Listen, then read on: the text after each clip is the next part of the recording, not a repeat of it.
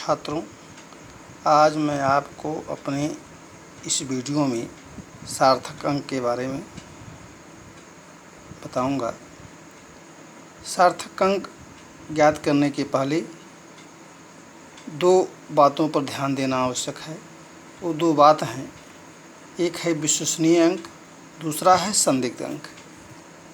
अब प्रश्न उठता है कि विश्वसनीय अंक और संदिग्ध अंक है क्या। तो ध्यान दीजिए, किसी मापक केंद्र द्वारा किसी भी भौतिक राशि को एक सीमा तक ही यथार्थतापूर्वक मापा जा सकता है। किसी मापक केंद्र द्वारा किसी भी भौतिक राशि को एक सीमा तक ही यथार्थतापूर्वक मापा जा सकता है। अतः राशि को अंकों की सहायता से व्यक्त करते समय केवल उतने अंकों का प्रयोग किया जाता है जितने उस मापक केंद्र की यथार्थता की सीमा के अंदर आते हैं। यही अंक विश्वसनीय अंक कहलाते हैं। यानी उतने ही अंक होते हैं जितना उस मापक केंद्र की यथार्थता की सीमा है, और इसी को हम कहते हैं विश्वसनीय अंक, जिसका मापन यथार्थता से किया गया है। जब किसी राशि को उक्त नियम के अनुसार व्यक्त किया जाता है तो उस राशि का दाईं ओर का अंतिम अंक केवल एक अंक संदिग्ध अंक होता है। अतः संदिग्ध अंक को आप इस प्रकार समझ सकते हैं, इसे जो है किसी माप अथवा संख्या में सभी विश्वसनीय अंकों तथा अंतिम सार्थक अंक तथा अंतिम संदिग्ध अंक को सार्थक अंक कहते हैं। सार्थक अंक ज्ञात करने का सार्थक अंक की परिभाषा क्या है? किसी माप अथवा संख्या में सभी विश्वसनीय अंकों तथा अंतिम संदिग्ध अंक को सार्थक अंक कहते हैं। इसे उदाहरण ले लिया जाए। यदि किसी छड़ की जो है लंबाई 4.25 मीटर है, कितना है?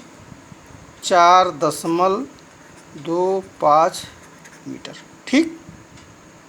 तो इसमें 4 व 2, इसमें 4 ये वाला और ये वाला जो अंक है वो विश्वसनीय और निश्चित अंक है, जबकि 5 जो है अंतिम अंक जो है 5 जो है संदिग्ध अंक है। इस प्रकार मापित राशि में विश्वसनीय एवं संदिग्ध अंकों को मिलाकर, यानी 4 और 2 विश्वसनीय अंक है और 5 आपका संदिग्ध अंक है, मिलाकर कुल 3 सार्थक अंक हैं। इसी प्रकार 3.152 में 3, 1 और 5 ये विश्वसनीय अंक हैं और 2 जो है संदिग्ध अंक है। मिलाकर के 4 सार्थक अंक होते हैं। इसमें सार्थक अंकों की संख्या कितनी हो गई? 4 हो गई।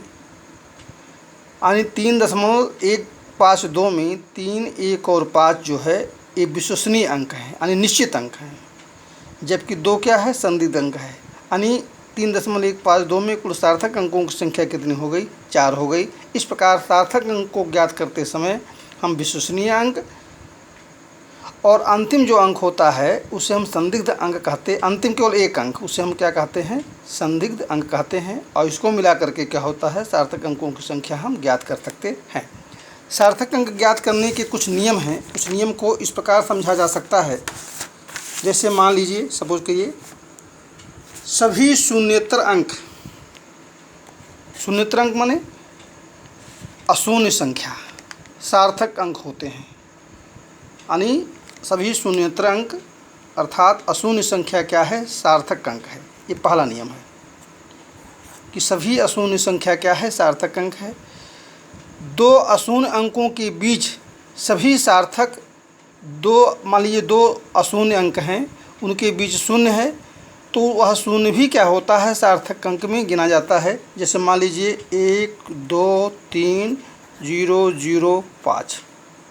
आप देख रहे हैं ये 0 जो है 3 और 5 के बीच में स्थित है, इसलिए 0 को भी क्या करते हैं? हम सार्थक अंक की संख्या में जोड़ते हैं। इस प्रकार इसमें 1, 2, 3, 0, 5 में सार्थक अंकों की संख्या हो गई 1, 2, 3, 4, 5 और 6। इसमें सार्थक अंकों की संख्या कितनी हो गई? 6 हो गई। ये दूसरा नियम था। तीसरा नियम इसका यह कहता है दशमलव रहित संख्या में अंतिम अथवा अनुगामी सार्थक अंक नहीं होते। अंतिम अथवा अनुगामी शून्य जो है सार्थक अंक नहीं होते। दशमलव रहित संख्या में अंतिम अथवा अनुगामी सार्थक अंक नहीं होते। जैसे 5 1 600 में 3 सार्थक अंक हैं। क्या हैं? 3 सार्थक अंक हैं, यानी अंतिम शून्य जो है आपका ये सार्थक अंक नहीं है। यानी इससे 5 है, 1 है और 6 है। ये क्या है? इसमें 3 सार्थक अंक हैं। लेकिन चौथा नियम ये कहता है, जैसे मान लीजिए 5 1 600, यहाँ कोई मात्रक दे दिया गया, यानी 51,600 मीटर कर दिया गया। तो ये 00 जो है इसको भी हम सार्थक अंक में गिनते हैं।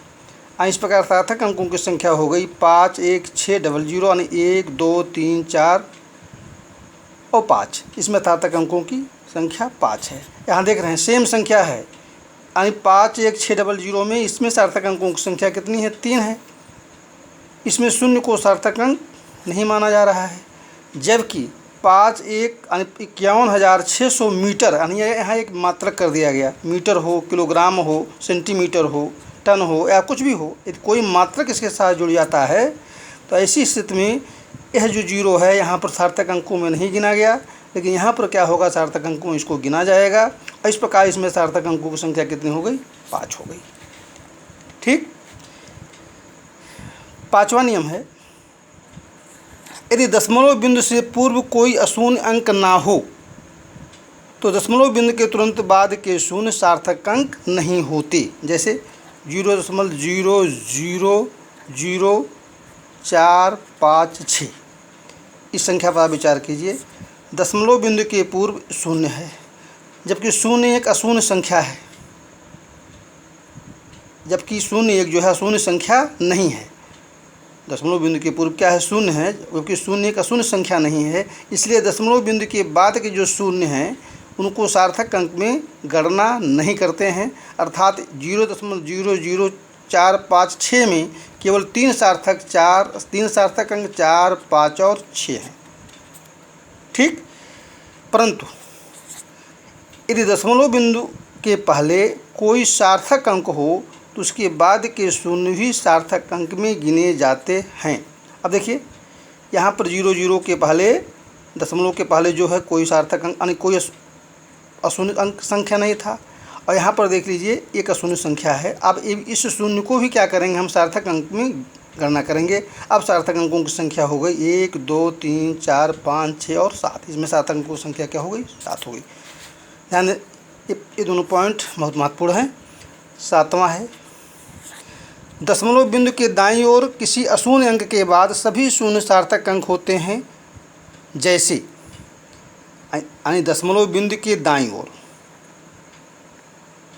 0 1 2 4 00। ध्यान दीजिए, दशमलव बिंदु के दाईं ओर किसी अशून्य अंक के बाद आप देख रहे हैं 1 1 2 4 यानी 124 जो अशून्य अंक है, इसके बाद जो आने वाले जितने भी शून्य होते हैं उन्हें हम सार्थक अंकों में गिनते हैं। अर्थात इसमें सार्थक अंकों की संख्या कितनी हो गई?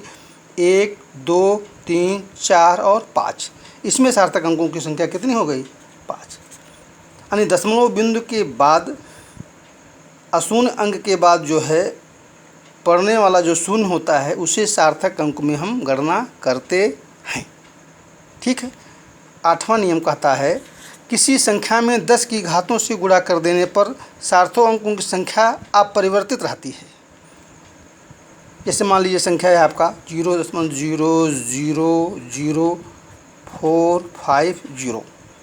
इसमें सार्थक अंकों की संख्या कितना है? देख रहे हैं इसमें सार्थक अंकों की संख्या 3 है, 4 5 और 0। लेकिन यदि हम इसको इस तरह से लिख दें 4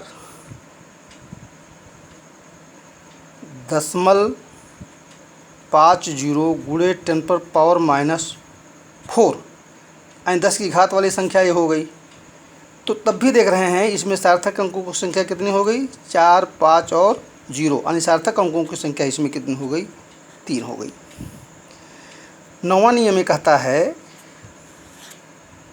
किसी भौतिक राशि का मात्रक परिवर्तित होने पर सार्थक अंक संख्या अपरिवर्तित रहती है। यानी किसी भौतिक राशि का मात्रक जो है परिवर्तित होने पर सार्थक अंकों की संख्या क्या होती है, अपरिवर्तित रहती है। जैसे 4.12 सेंटीमीटर को हम लिख सकते हैं 41.2 मिलीमीटर अथवा 0.0412 मीटर। अब यहाँ देख रहे हैं, यहाँ मात्रक सेंटीमीटर है, यहाँ मात्रक मिलीमीटर है, यहाँ मात्रक मीटर है। इसमें सार्थक अंकों की संख्या 3, मात्रक बदल जाने के बाद भी इसमें सार्थक अंकों की संख्या 3,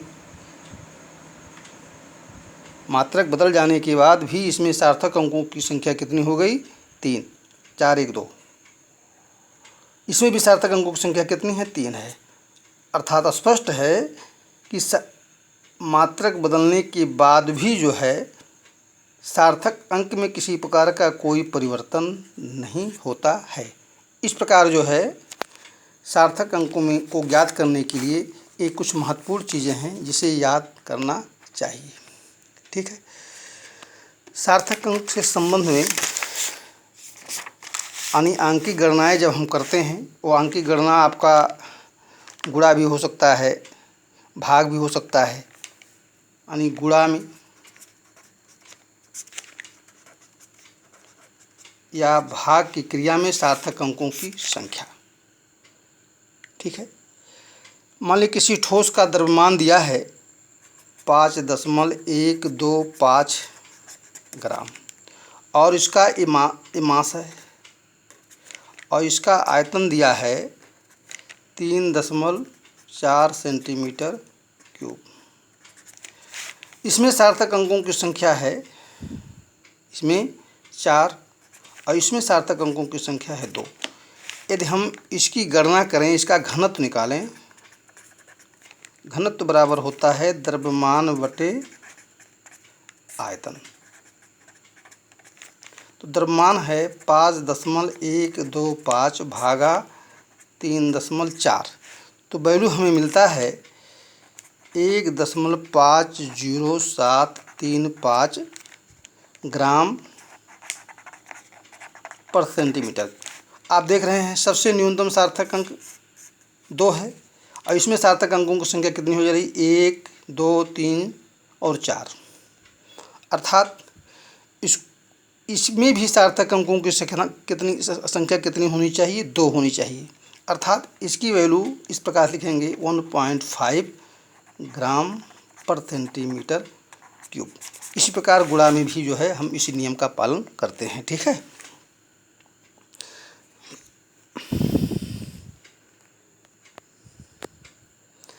इसी प्रकार संख्याओं के संकलन मतलब होता है जोड़, अथवा व्यवकलन मतलब होता है घटाना।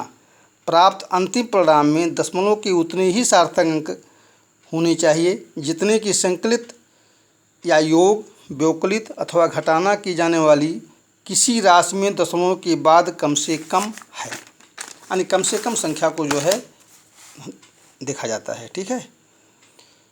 ये हो गया सार्थक अंक से संबंध में गणनाएं। ठीक है। एक शब्द आता है कोटिमान।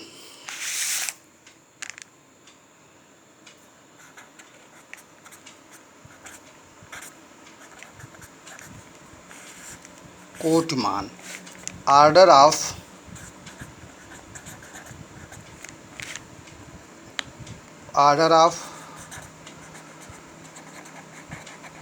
मैग्नीट्यूड।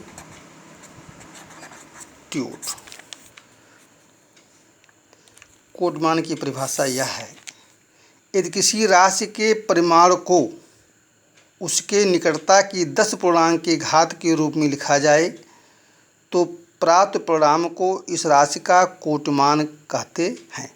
ध्यान दीजिए, कोटिमान की परिभाषा क्या है? यदि किसी राशि के परिमाण को उसके निकटतम 10 की पूर्णांक घात के रूप में लिखा जाए तो प्राप्त परिणाम को इस राशि का कोटिमान कहते हैं। फॉर एग्जांपल हम लिख सकते हैं 4, 1, 2, 5 को हम इस प्रकार लिख सकते हैं 4.125 गुणे 10⁻³ अब आप देख रहे हैं परिभाषा जगह दिया गया है किसी राशि के परिमाण को, यह है राशि, इस राशि का परिमाण ऐसा भी लिखा गया है, उसके निकटतम 10 पूर्णांक घात के रूप में लिखा जाए तो प्राप्त परिणाम को इस राशि का कोटिमान कहते हैं। किसी राशि का कोटिमान ज्ञात करने के नियम है। कोटिमान ज्ञात करने का नियम यह है, उस राशि की 10 की घात वाली संख्या पर हम ध्यान देते हैं। यदि 10 की घात वाली संख्या में जो दशमलव वाली संख्या है, यानी ये वाली संख्या 3.16 से छोटी है या बराबर है तो कोटमान संख्या के साथ लिखी गई 10 की घात ही रहती है। तो संख्या का कोटमान संख्या के साथ लिखी गई 10 की घात ही रहती है।